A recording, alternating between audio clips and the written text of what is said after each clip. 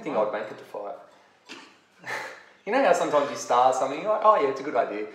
But I think I'm sticking it out. It's feeling good. You're doing good. Thanks, mate. What have you been up to, Brad? Not much, really. Brad Green, ladies and gentlemen. For those who don't know this man, you're about to get to know him. Teaching. Teaching. Lots of it. At every studio. How long have you been teaching for? Close to like 18 years, nearly. 18 years. I was very young when I started. Very young. Is it because you like to control the classrooms? Yeah. How do you like to teach, you think? If you had to teach yourself... Oh, don't do it. Run. Do you think you'd be like, Brad, you're front centre, or Brad, get out? How would it go down? How are you as a student? Oh, I was a student that remembered everything. Yeah. So I was like, what? No, that was on 5. Like. Yeah. And pretty adamant about that too? Like yeah, you would. like I had that memory, or yeah. Like I remember at full-time teachers going, oh, we finish on 5, 6, 7 and 8 and a 1. And the other teacher would be like, this starts on 8. And I'd be like, that doesn't work. Like, no. Like, we need to fix that. Jesus. If you go like this, God. literally with the solution. So, yeah. But hey. And now you're doing it. And were you always at KMB? Yeah, so this is my 29th year with Kelly and Vanessa. Yep. So, which is kind of a big feat. So did you go there right from day one? Yeah, I was 5. Walked in the studios as like little boy. Yeah. Doing shuffles down the room and stuff. Right and left foot. Oh, I knew you were going to bring that up. Yes! I hadn't even thought of that. Just for everyone watching, I can't tap for shit, and Brad is a phenomenal tapper. He's been a very, very, very good tapper. And yeah, I have a notorious left foot that even when I go to try tap, it just won't hit the ground. It's phenomenal. It goes missing. But yeah, so went there. I was 18, 19, probably 18. Was going to go to uni and do a Bachelor of Arts in Dance and Education. Right. And that fell through, and then so I had kind of like a gap year where I just danced and did stuff, and then went and did full-time at Brent Street back in 2004. Well, I just had Jackie on, and you guys obviously did the course together. Yeah, we were together. Yeah. So that was back in the day where everyone was there. Where it was kind of the only, other than ED5, was the only full-time course around. Right. Did you consider ED5? Was it? I didn't really know about it. So it wasn't until later, after I'd done full-time, that everyone had been like, ED5 was the musical, it was kind of like, ED5 was the musical theatre course, and Brent Street was the commercial kind of / musical theatre, but it was the known course that I found. Yeah. Now, Jackie... I'm glad that we kind of picked this up straight away, but Jackie was saying she got to the end of her full-time and she kind of loved and hated it. Now, what it came to, and this is quite fresh in the memory because we just had it here, but she was just saying that there were a lot of people that were quite pushy, like in the course. I found that I wasn't in a clique at the course. So I was friends with everyone, knew everyone, kind of knew my place in the course. Like I was the tapper. And everyone was just like, that's you. Yeah. But was kind of I was in like level 1 jazz, level 1 tap. Yeah. At the start of the year, I was in level 1 ballet, don't know how.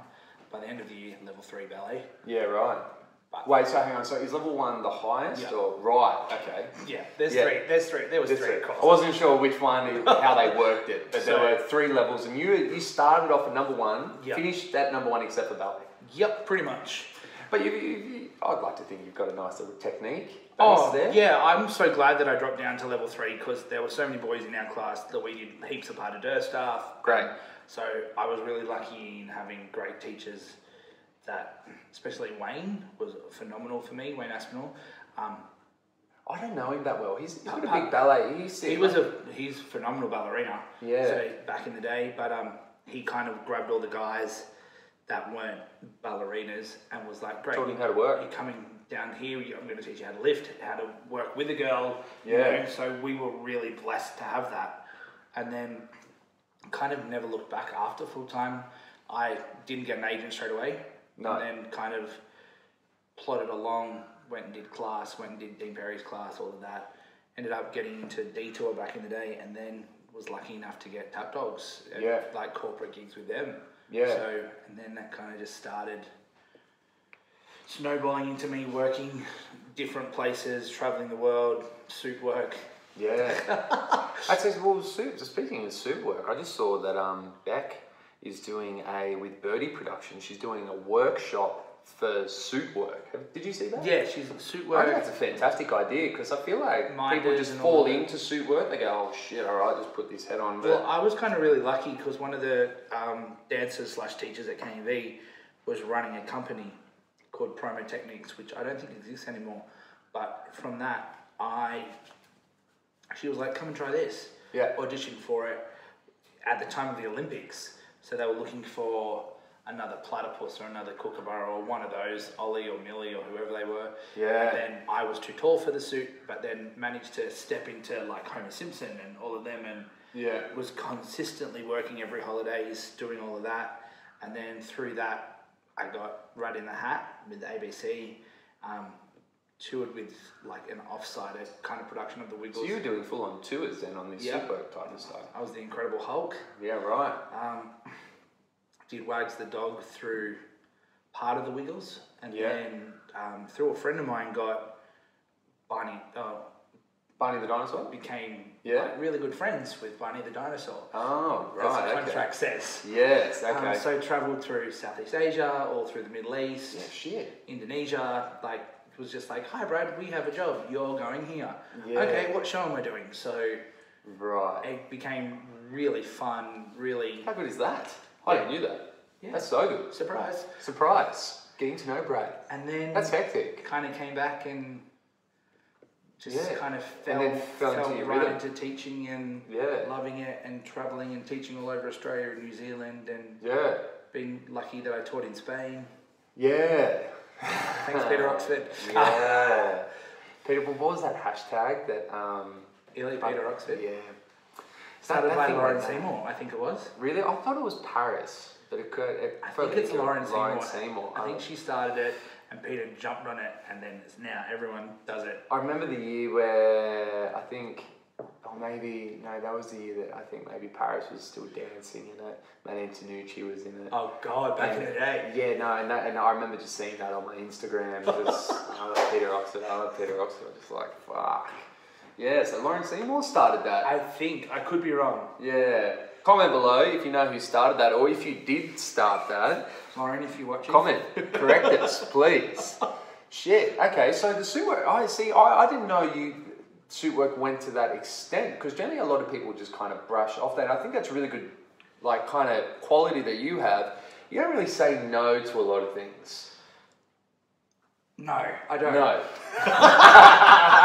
Let's not get into these. How did I know this was coming? No, I have a quality that Squared Division kind of jumped on board with. Yeah, well, you did all that great work for them there. And kind of were like, well, he will probably just pay himself out as long as we pay him. Yeah. Ridiculous. So that was the Flash Mob. Yeah. Well, you've done a few jobs for them though. Yeah. Yeah. I tell you what's great though, because like you have worked for them like a few times, like a couple of. It started off as the Flash Mob on Bondi Beach. Yep. And then that turned into the Toyota car. There was a massive launch. Yeah, I was on. Yeah, you were on the gig. That was and good. Everyone, all the dancers, and they were like, "And this is Brad." And I was like, what the hell? Yeah. And then that turned into the... That was hectic, that gig. I loved that gig. That was fun. Yeah. And then that turned into the relaunch of Big Brother. Yeah. With shuffling, and then there was other jobs that they'd offered me that just time constraints and me not being here. Commitments and, that I had to turn down. And then, but yeah, like I've been really lucky with Squared that they kind of just, hey Brad, we've got a job, do you want to do it? Interesting that it comes down to being connected, isn't it? Well, Anthony used to do a lot of music editing for me. Like I'd just been put through to him, he used to edit your music? Yeah, back in the day. So what? How? because he ran Square Division and was in Sydney, he was audio and Ash was like fashion and they did everything together. Then, so through, I think it was like a drag queen or someone. Because they did all the drag stuff there. Yeah, so I was like, where the hell do I get these mixes? And so one of the drag queens said, you need to ring Anthony. So I rang Anthony. Anthony did mixes for me and Kane V and me personally and Kane V as well. And then through that, we kind of built a rapport. And then I was getting phone calls, hey Brad, wow, we have a job for you if you're willing. Yep, great, let's do it. This is the pay. Wow, that's my favorite was Big Brother. Hey Brad, we've got a job. Okay, cool, what is it? We can't tell you. Yeah, you gotta love those ones. And I was like, okay, can you turn up to rehearsal tomorrow?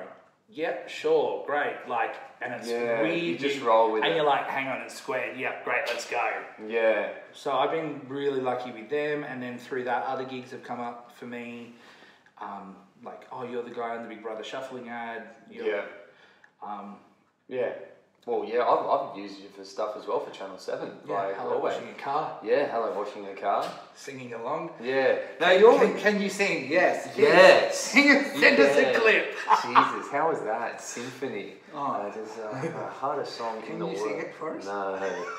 Mate, as flat as this kitchen bench, bro. No way, wouldn't even try. But I still love the fact that I was out one night in the city. On Oxford Street, and a guy came up to me. Yeah. This is before the car washing commercial had come out. Yes. And randomly turns to me. My friends will attest to this conversation. I feel like this story is either going to go two ways right now. And he goes, you're the guy off the Big Brother commercial. Oh, really? And I was like, what the hell? Like, who the hell are you? And he goes, oh, I worked on that. Yada, yada, yada. Long story short, he goes, play. Channel 7 commercial. Oh, Sam. Is that Sam?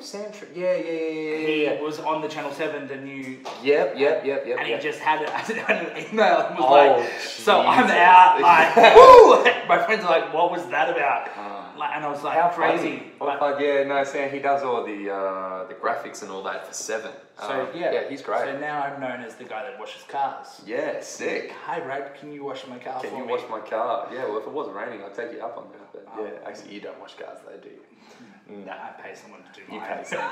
Jesus Christ. That's funny. No, but I think you got a cool little story there, especially with that stuff with Anne. I think there's 2 points you can get from that. One, that we said yes, you say yes to everything. But also that, like you will say but you got to have just trust in people. Yeah, definitely. And the second point is if you look at Ant and Square Division and all that, is that they had a great body of work that you could just trust them. Yeah, so, exactly. Yeah. And I think I'm kind of really lucky now that when I say to people, hey, I've got a gig or I've got, like I'm doing workshops and stuff. Yep. Like, I know the people that will say yes to me because of what they perceive me to be. 100%. So I think it goes full circle. Same with you. Like, you rang me for Channel 7. I was like, yep, sweet, cool, whatever. Yeah, you said yes before I even told you what was up. Yeah, Brad, you might be in the shower. Cool, done. Yeah. I was like, wait. What did I just say yes to? Nah. What are we filming? Yeah.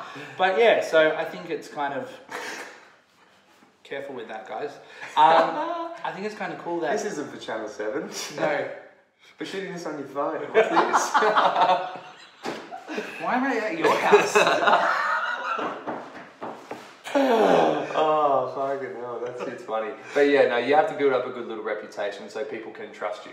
But I also think it's building up a reputation just in life. Like, yeah.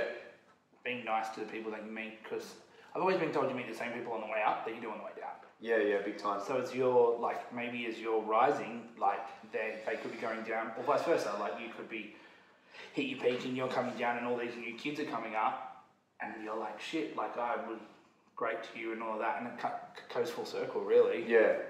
So I think I've always kind of lived by that, like, always saying, oh, hey, how are you? It's pretty fair to say, I actually haven't heard people badmouth you, and that's all honesty, I haven't. Thanks, guys. Which is good. Except me, I can sometimes. What was that? No. Yeah, cool. But yeah, so...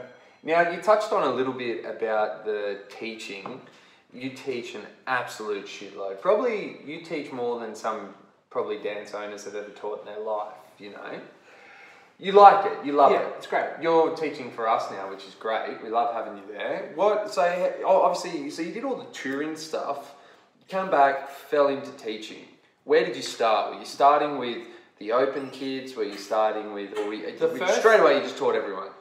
I kind of was put onto, back in the day, I was, I think, 19 and put on my sister's tap class at KMV. Right.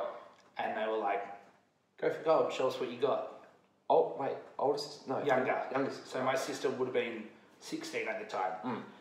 And all of a sudden, just tap class, go for gold. I'd been taught by Kelly and Vanessa my whole life, had moved on and done Glenwood, full-time, all of that stuff, and just luckily created a routine that I was really proud to put my name on. And then... Was this the first routine you've ever put together? What song was it? Car Wash. Car Wash. Back in the day. Fucking Car Wash. Full circle. Yeah. Oh. And so from then, they were like, great, we want you on this class, do this, can you do that? And then randomly, oh, can you do a jazz class? Like, this teacher's not available.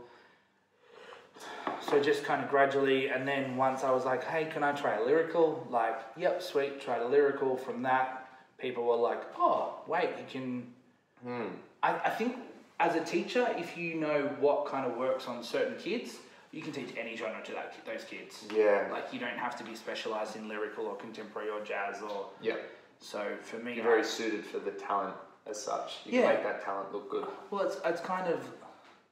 Like, I'm a real preparer, but I'm also like I will know what I want the routine to go, but stepwise I walk in and go, what can you guys do? Yeah. Because there's nothing worse than going in and having a 4-minute routine prepped. Yeah. And having kids that either can't do that, or that's way too easy for them. So because you do that a fair bit. You'll go into the studio pretty cold, don't know them, and you got to... Hi! Have you got a routine that I can see? What are you doing? Yeah, something. I'm one of those ones that's really open, like, as your dad and you know, like, if you need to change anything, please do it. If I put a kid in the wrong spot, tell me. Yeah. And I think it's with any studio, like, the directors know. Are they pretty good like that? Like, I know we're very good at doing that, but you kind of get used to the way certain people work. So, like, I know at KMV, they're like, oh, that doesn't work. You need to fix that. And I'm like, great, sweet. Same at Pose, where I'm at with Fiona. Yep. So she's really great with that. I kind of got free range, and she just goes, "Oh, that doesn't work. We need to fix that." Done.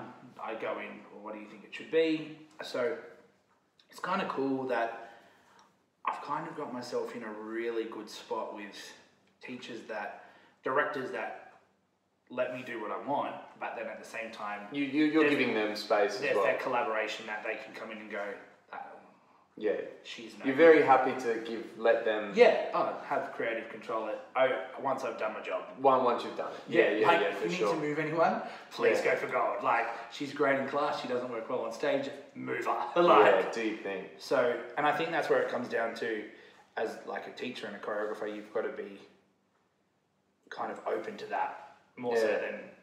So who are you looking... Because I know you teach consistently, should we 5 studios? 3.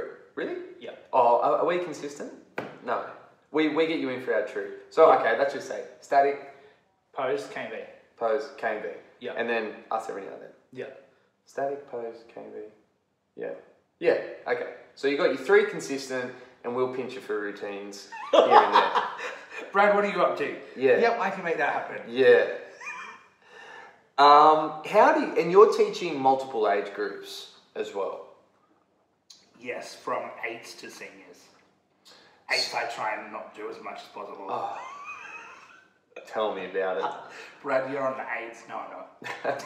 No, who's Brad? Don't know who he is. My name's Steve. Yeah.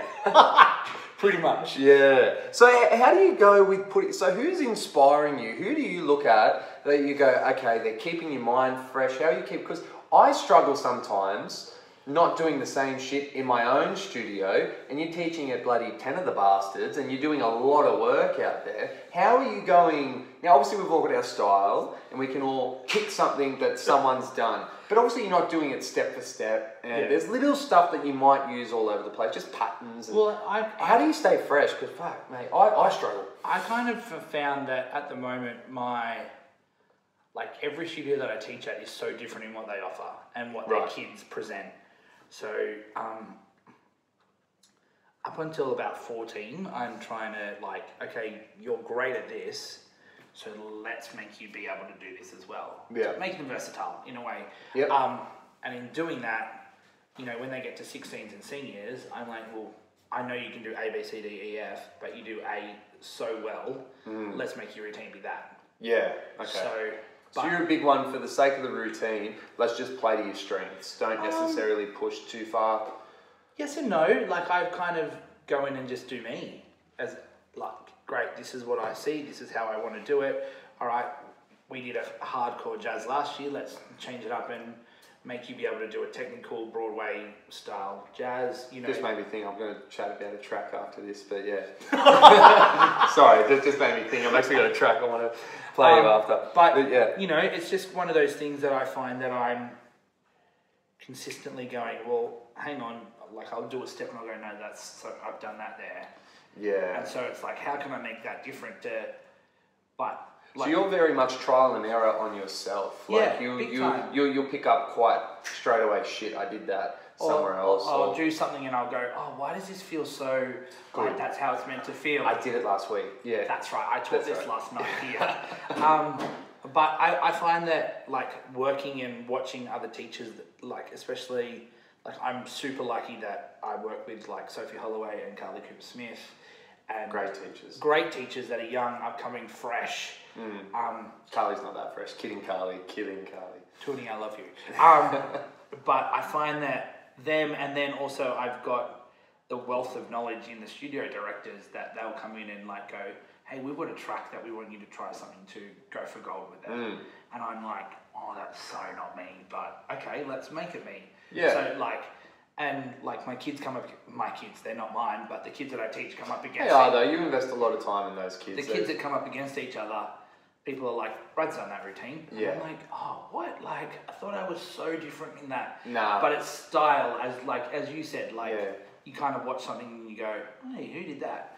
But I find now more so with my lyricals and contemporaries, people are questioning, like, who did that? And I'm like, that was me.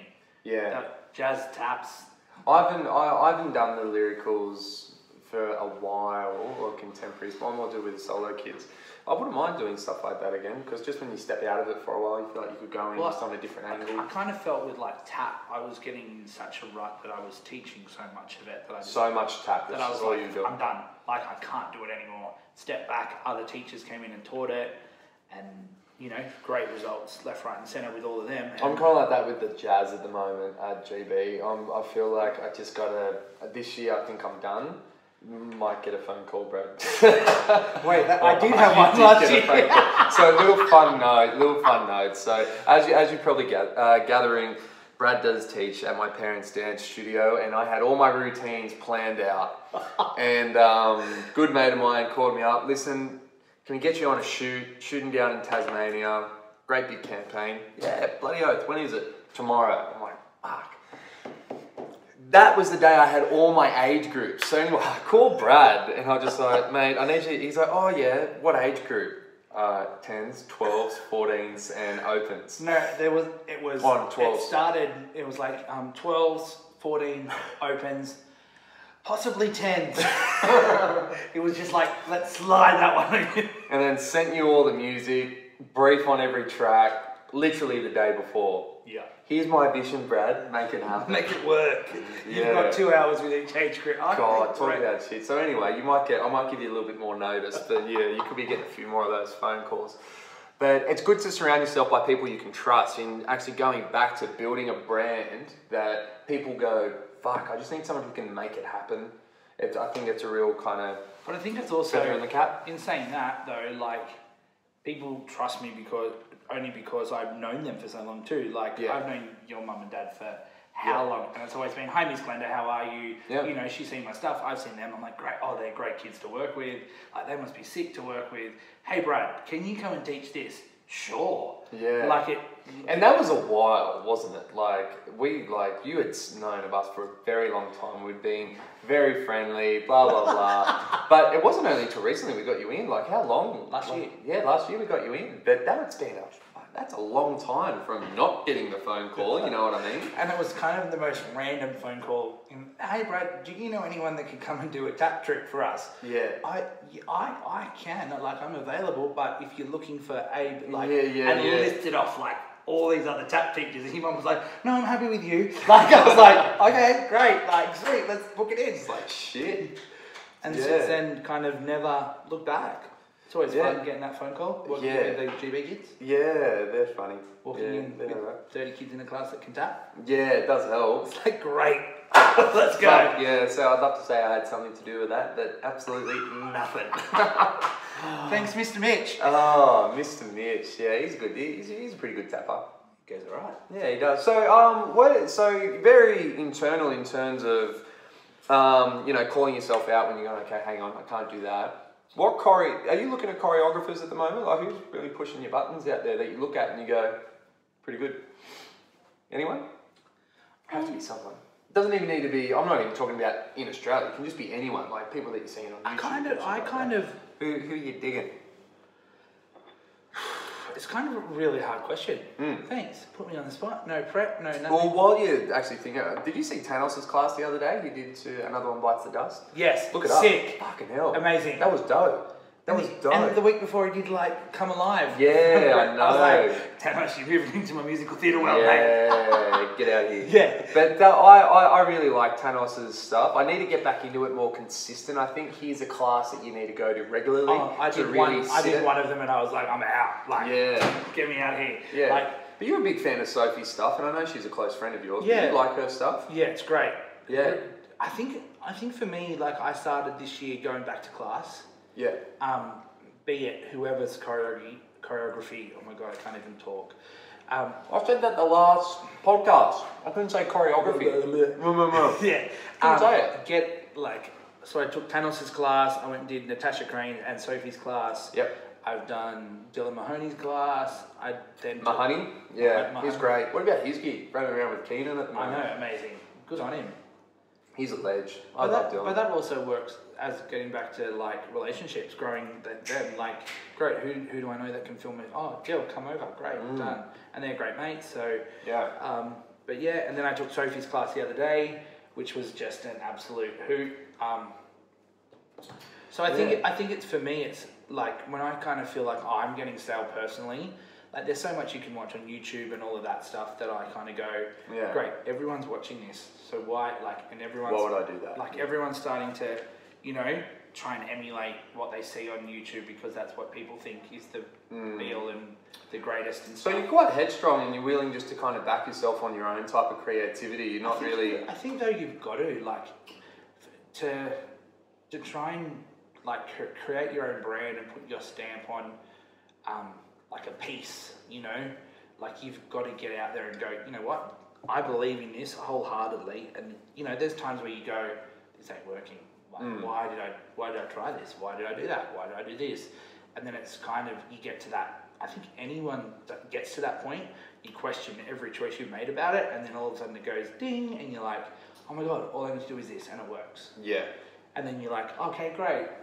And I find that with most pieces most routines that I do, there is that internal struggle, like, no, I don't like this anymore, and I could be 8/8. Oh, don't you hate that? 8/8 out from the bang at the end, and you're like, why don't I pick this song? Like, no, it doesn't work. Costumes have been ordered, like, you're like, what? I almost pulled the plug on a routine. That's the open age jazz we do to that Britney.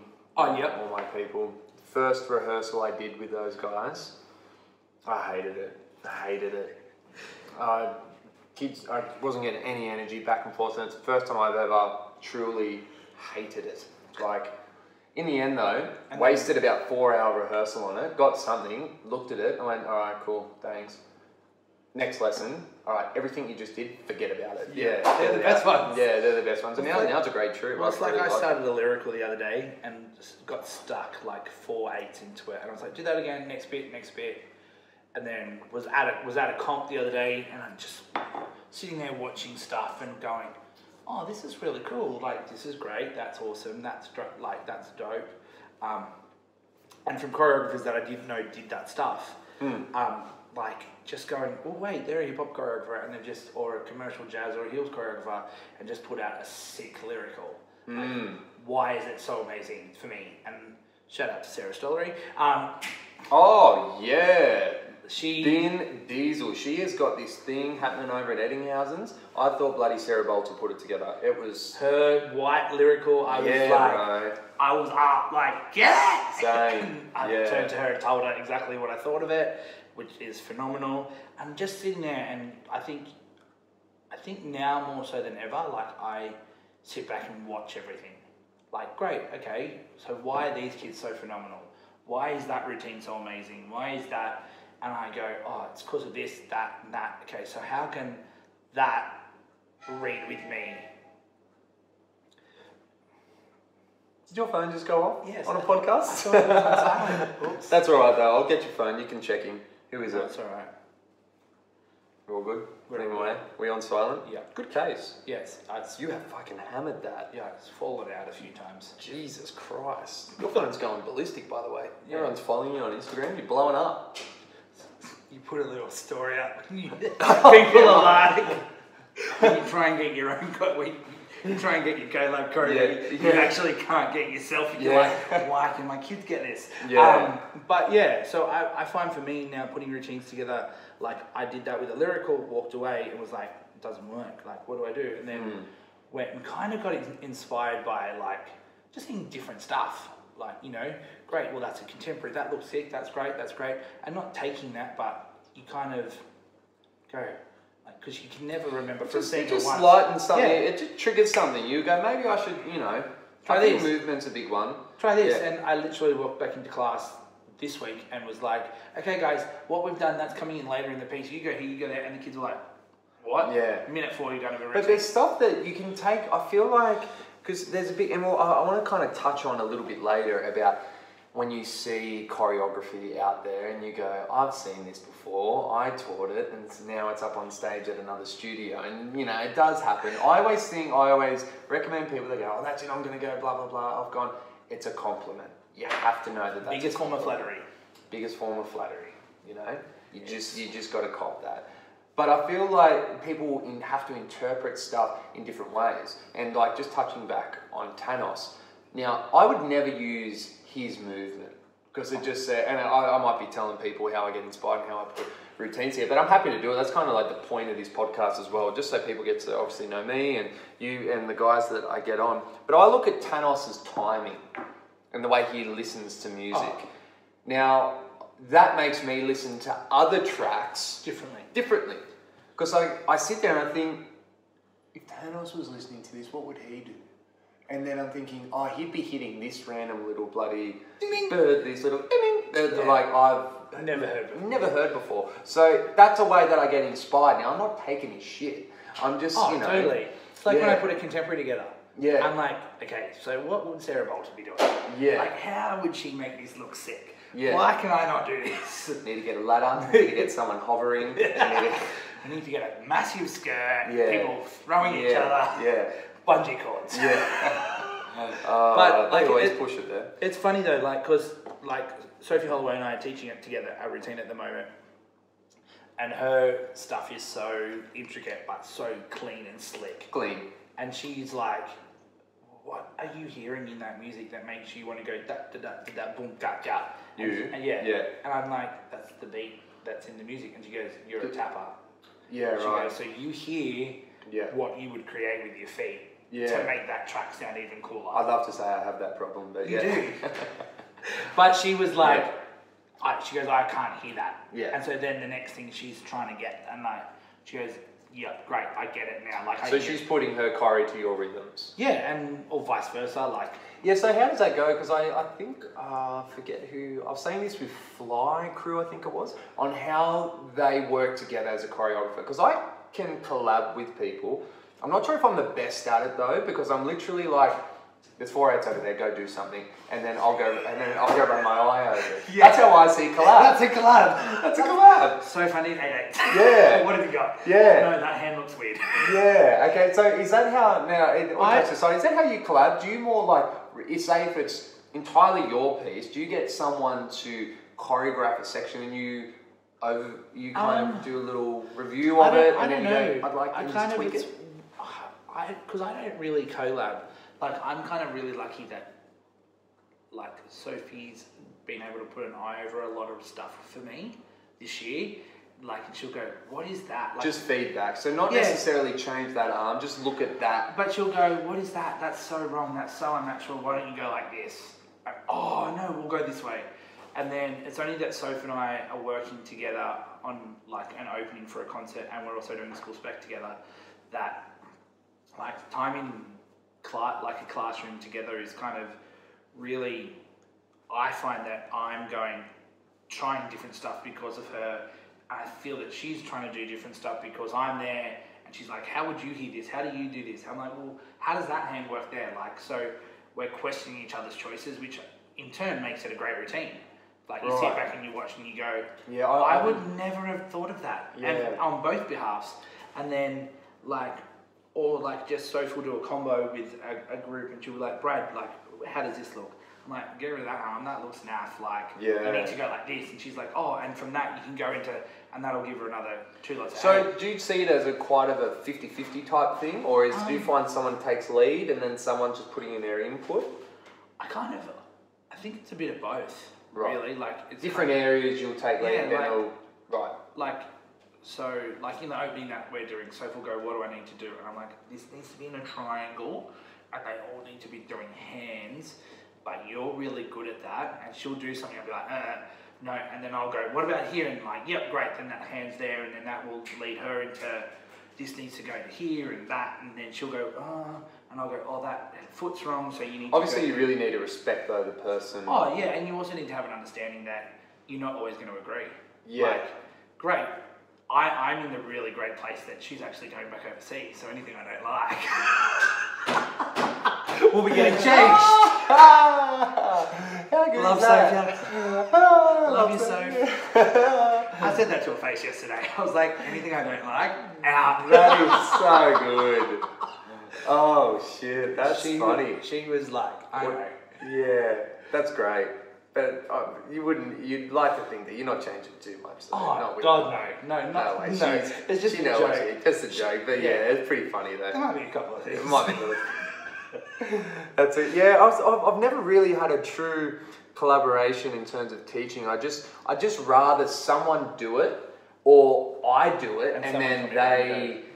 But there's only one time I was with Chris Italius, and I know it's because I've got a great friendship with him as well. It's the only time we've actually been dancing next to each other, figuring out steps together. It's probably the only time that it's actually I've gone, oh, this is what collaboration is. Yeah, but I think it works both ways, you know. Like, a collab can be, great, I've choreographed this, come in and fix. Like, what have I missed? What do I need to change? You know, that's collaborating. Or it can be, as you said, you and Chris, Soph and I. Like, I know Sophie and Carly Cooper-Smith have a great collab. I need to get these people on the podcast. I reckon they would have they've all got really good stories. They work together and create some phenomenal routines for any houses together. They do. And so, like, and that would be... Monsters, absolute killers. Side by side. Like, how the hell did you two get on to do that? Yeah. So I'm kind of experiencing that more so now with Soph. Kind of really have to put your ego on the shelf, hey, and just... There is no ego. There can't be, you know. Can't be. And can't be precious. No. Imagine. The stuff that Sophie and I say to each other in the classroom, you know, and she'll... Like, about the choreography? Or just in general? Oh, shit. Or to each other, like, you'll hear Sophie walk past me and go, you know. Yeah, right. So you can't... You can't take it personally, you just know it's in that heat of the moment, and you walk out of the classroom, you're still going to go get a drink and be best friends. Yeah, right. You know what I mean? So there's no... You're like, great, we're both here for the same reason, we want the best possible outcome. So when you do it, you have to put all really, you know, ego, emotions and all that. Know that you're both trying to get the same thing. Oh, totally. Both trying to get the same thing. Yeah. Yeah, I'd be wondering, I mean, I don't know if anyone would be that open, but if you're watching this and you want to comment below on struggles that you've had collabing. Sophie, do not comment. Imagine Sophie just puts a bloody page. She's got an essay. Son of a... That would be Sophie. That would be a cracker. Yeah, cool. So and obviously, do you find the product's always going to be different when you collab? But what do you prefer, solo or collab, or it just depends? I thought, bit of both. Bit of both. Just when needed. Yeah, you know what? Circle of creation.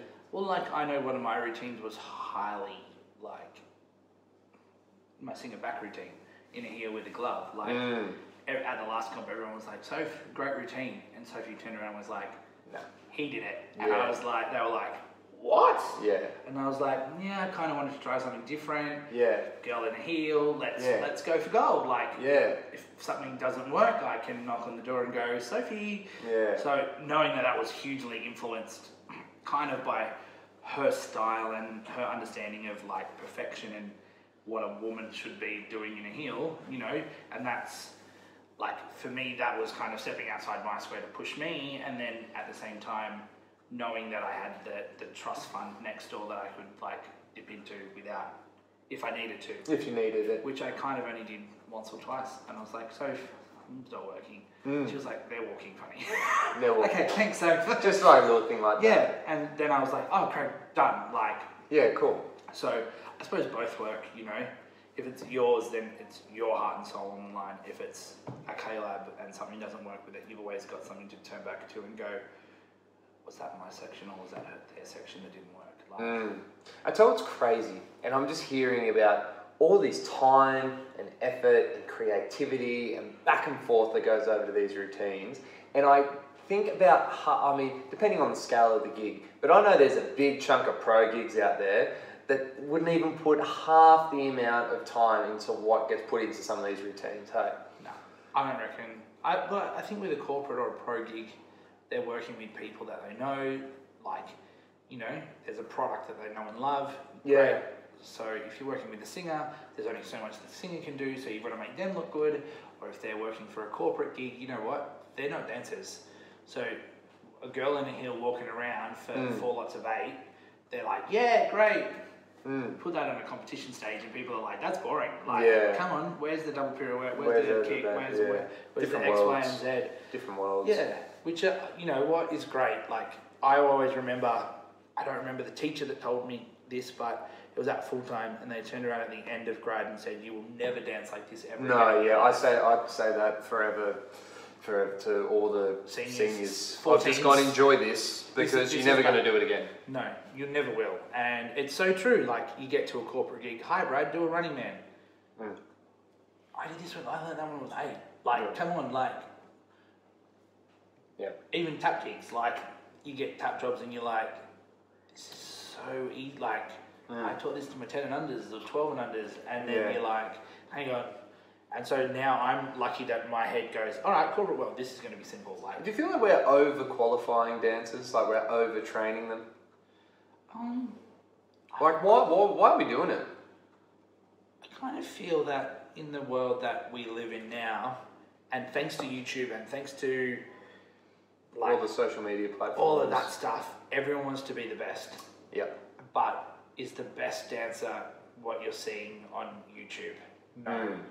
Like, yes, that kid can do 73 pirouettes and grab their leg and turn like no tomorrow. But can that kid actually dance? Like, if you were to say, give me 8/8 to Corrie, no kick, no turn, no jump, no trick. There's so many kids out there that couldn't do it, that are looked upon as like, oh, I've got to be that kid. So I think there is a definite place for that in younger kids. In younger kids, that's what they feel like they've achieved something. Yeah. And then I think from like 10, 12 onwards, like when there's nothing more exciting for me, especially when I judge stuff, seeing a like 14-year-old come out and smash a full-on hardcore jazz routine and me go, she didn't kick, she did a double pirouette, there was no split, she didn't do a round-off backflip, she didn't do that.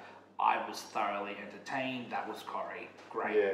And people are like, well, she didn't do that, she didn't do that. You don't need it. Don't need it. You need, like, I don't understand where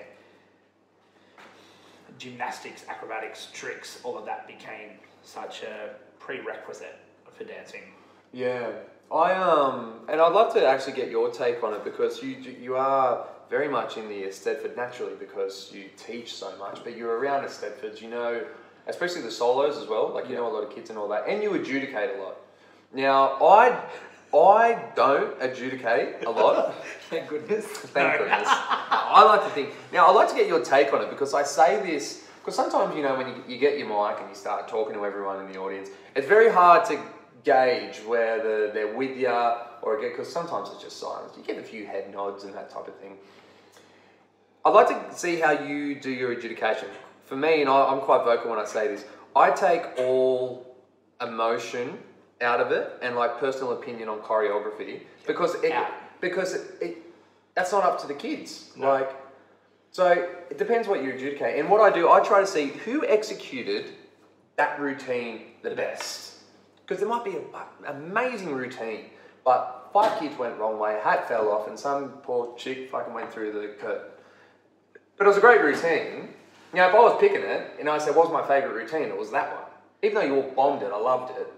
How do you do it? Because I try to make it as, you know, like, who did the best job tonight? Not what is my favourite I think that comes... How do you do it? I think it comes down to, like I sit there and have, as every judge does, I think you've got your notes on, great, they did that was there, done, yep. I go back and go, what was most memorable? Right. So sometimes cleanliness, you know, they could have the cleanest, tidiest 1, 2, 3, 4 as an open age jazz. That, to me, as an open age jazz, that's not memorable. Right. Like, that's not entertaining, that's not great. So there's definitely a big entertainment value that you look for. You know what? I look at it and go, okay, so if that was, like, what do I... There's a certain amount of what do I like, you know, but with taking personal opinion out of, like, that kid had no choice in what song they did, what their costume was, any of that. You take that out of it, but, you know, what did that kid put into that? You know?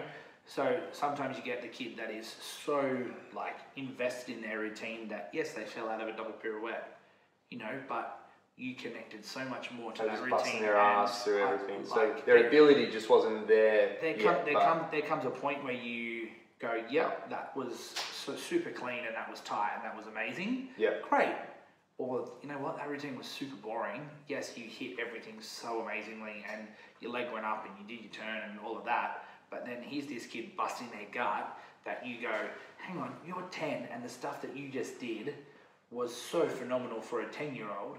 Like, and I'm saying 10 because, like, the 10-year-olds are doing freaks. Like, you look at any comp now and it's like, what section don't you want to be in? The 10s. Yeah. 10/12s.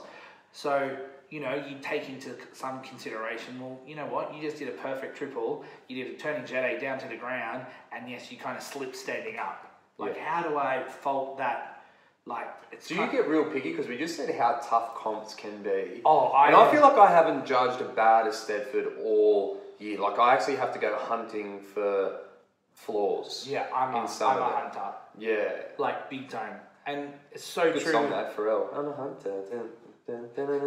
Sorry. Singing jazz next year. Yeah. We'll cut that out. Cut that out. And we're back. I think, though, I'm a big believer in every kid across the stage needs to be killing it. Like, and consistency. Kids these days, I think turn around and go, no, I'm good, thanks. I'm on the water. On the water? Yeah. Far out, bro. I know. Friday Arvo. Podcast with Corey Blake. I'm on the water. Who am I? I don't know. I don't know who you know, it's called the gym. The gym. Anyway. Tag my trainers. But yeah, like, I honestly look, you know, every kid in that front row obviously has something going for them. That's why they're there. But why is the kid in the back corner? Like, okay, you've tried to hide her or him or be it whoever, but there's nothing for me. Man, you're savage. I am like, straight away they run on and I'm like, through their feet. Like, ooh. There's ways to hide people, trust me. Shit. Nothing worse than in a tap troupe. Oh my God, it gets me. Just keep them off. I'm like, no, why are they, no. Why are you going the wrong way? 8 and under is great, go the wrong way. Like, all good. It's cute. Yeah. Actually, that's not even cute, mate. Maybe 6s, it's cute. 6s, and my niece goes the right way and everyone else goes the wrong way. So she tells me.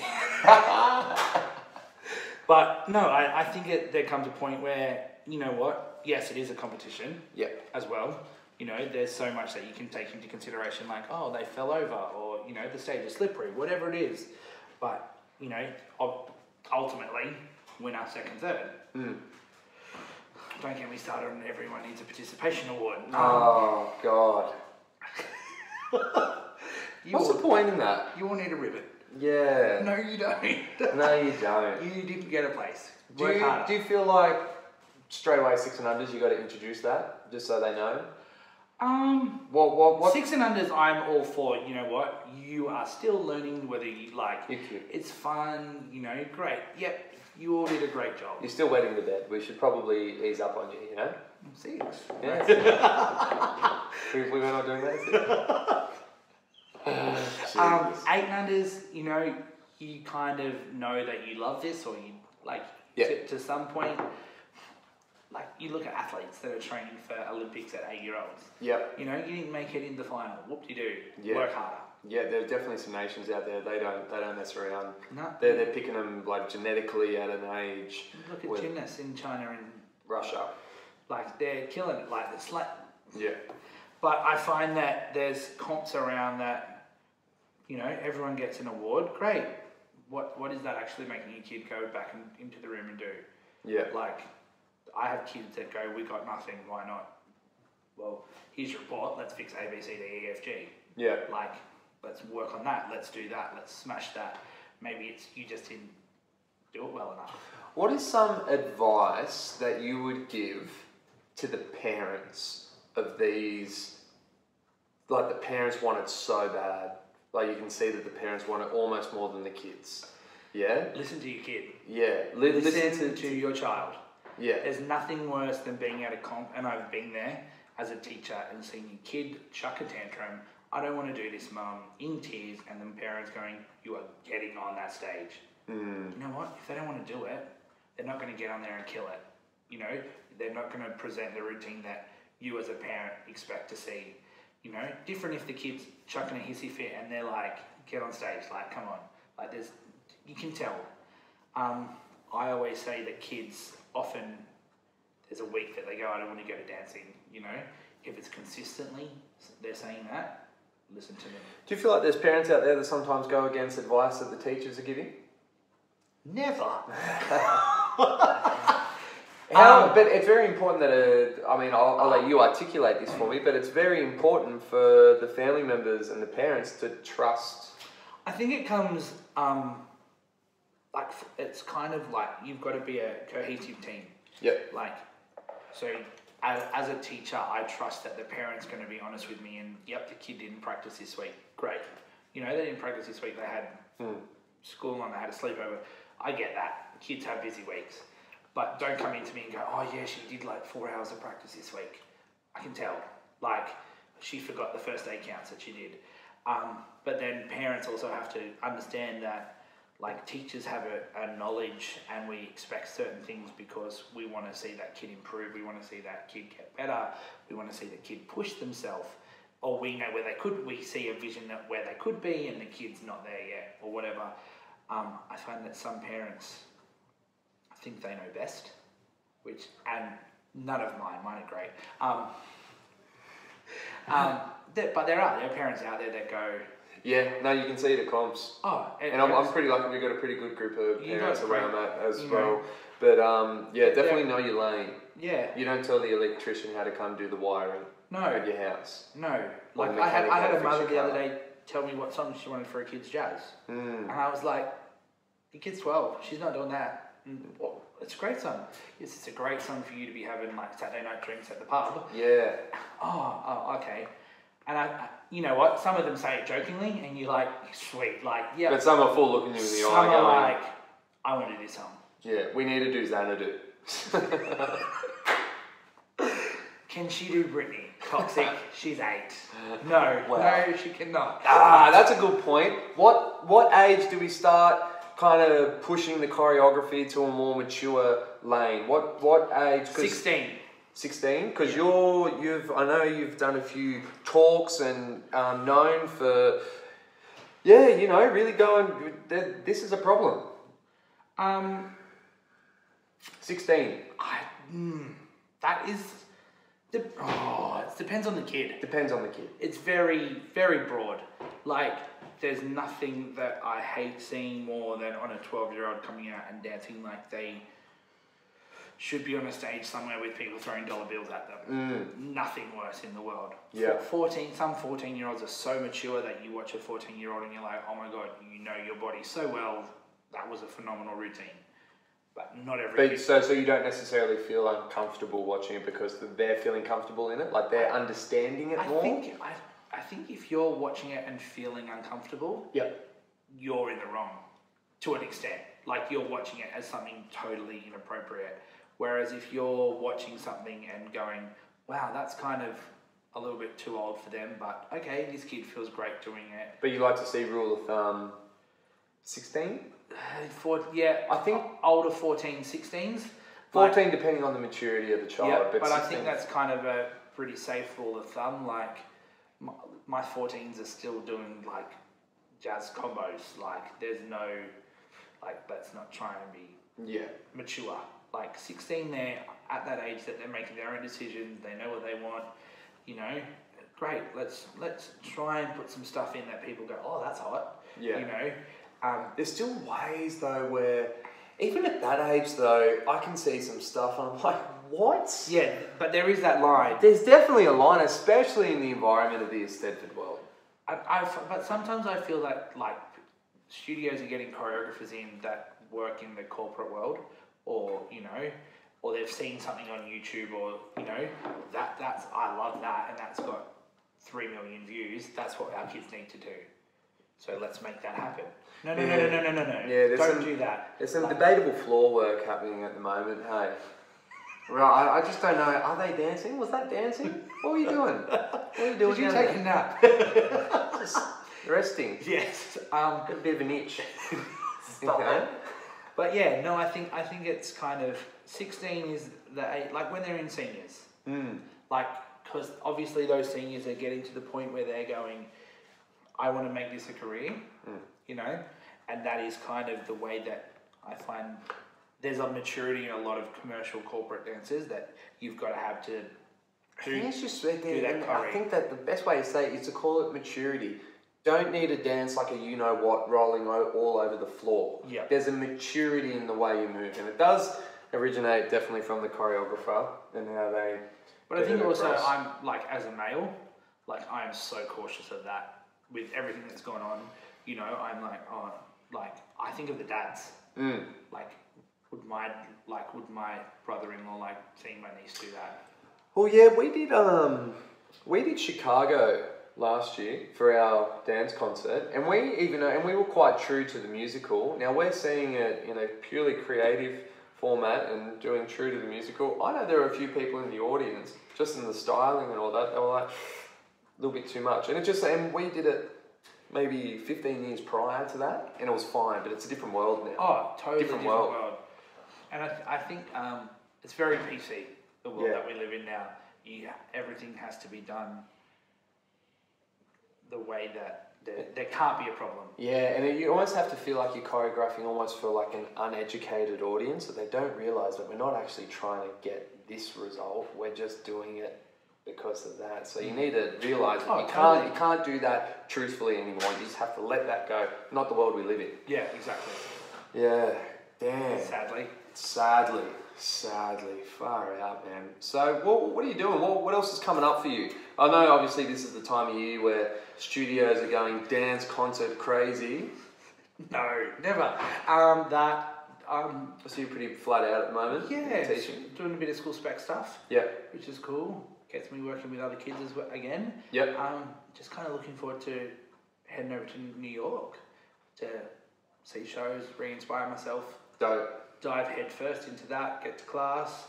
Are you going to dance over there? Possibly. Broadway? Yeah? Maybe. Might put my jazz flat on. Yeah.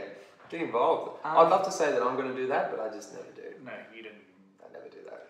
I don't know what happens. I just never get there. I don't know what happens either. Yeah. But yeah, that few little things maybe coming up on the horizon, which will be exciting. Yeah?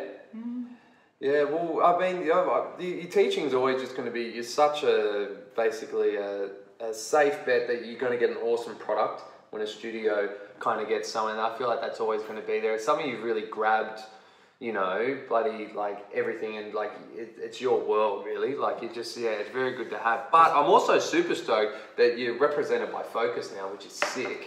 So you're really pushing that side of everything as well. And I feel like this is something that people need to know about you. Because a lot of people just think, Brad, dance teacher, and you've got so much more, and you do so much other shit than that. So I just feel like what do I do? No, you're casting and all that type of stuff, and you like auditioning for musicals and all that type of stuff. Cause getting around a little bit. Yeah, you are. You are. In the world. So how's this going? Because basically you're doing more of a transition now, and you're going more into a commercial world. How are you finding it?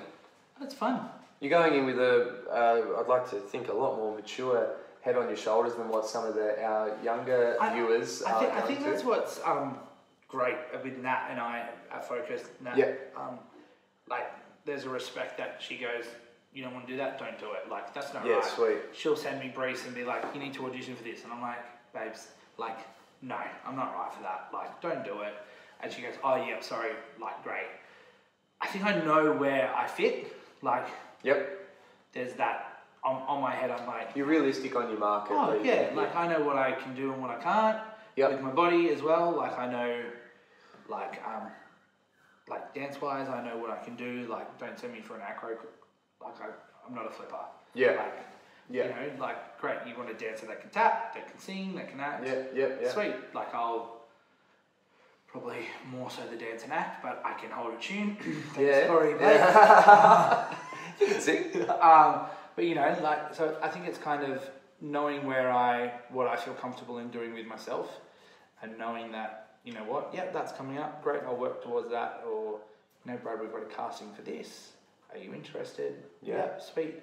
I'm really lucky that I had lots of callbacks on hold for a couple of commercials at the moment. Unreal. So whether they come through or not, but also understanding that, like, just because I don't get it doesn't mean that they didn't want me for the casting. No, It's like It's just great that the casting director is giving you the time to really push for you for it's the bigger clients, picture, which is unreal. I think it's understanding the bigger picture now too. Like, you go, great, I am so right for that role, but they've employed 10 other people that I don't look right with.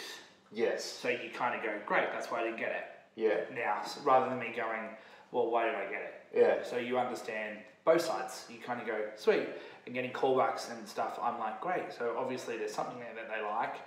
But, oh, great, they didn't want that. They want this now. So there's no, like, I don't get upset. Like, I don't get down on myself about it. Like, obviously there's that, oh, that would have been great. Yeah. But it's not like, oh, I don't get that. Like, so, which is kind of, as you said, a maturity about it and understanding.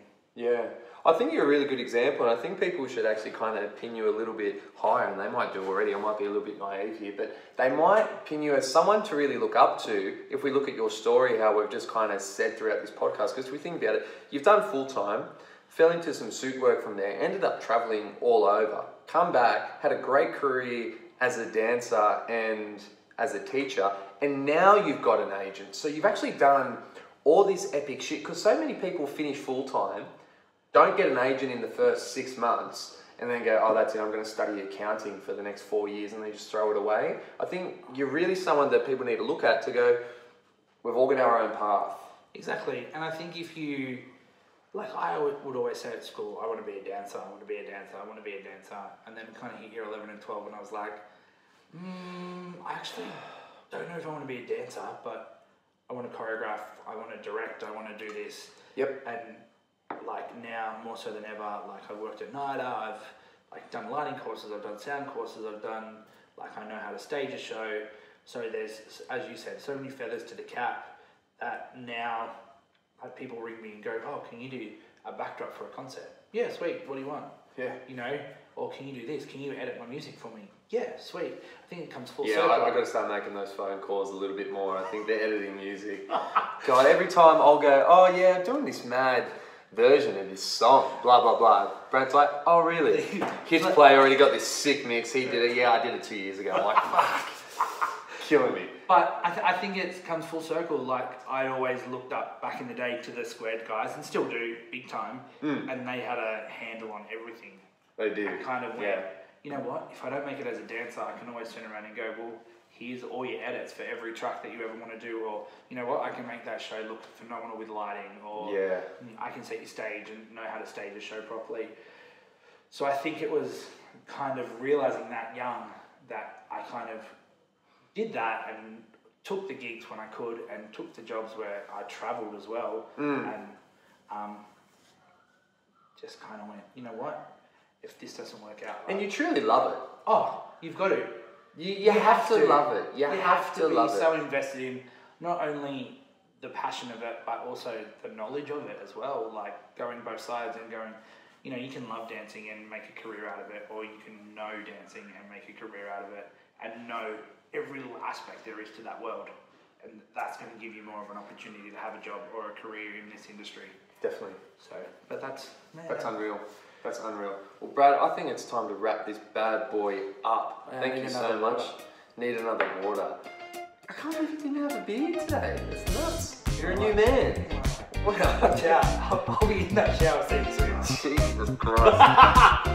Oh, we're going to leave it there. Everybody, is that still going? I hope it is. Yeah, that's still going. Sorry, my phone just said it's on low battery. Don't worry, we're good. We're still here. Brad Green, thank you so much for coming, brother. It's pretty big. Oh, yeah, love that shit. Alright, see you guys.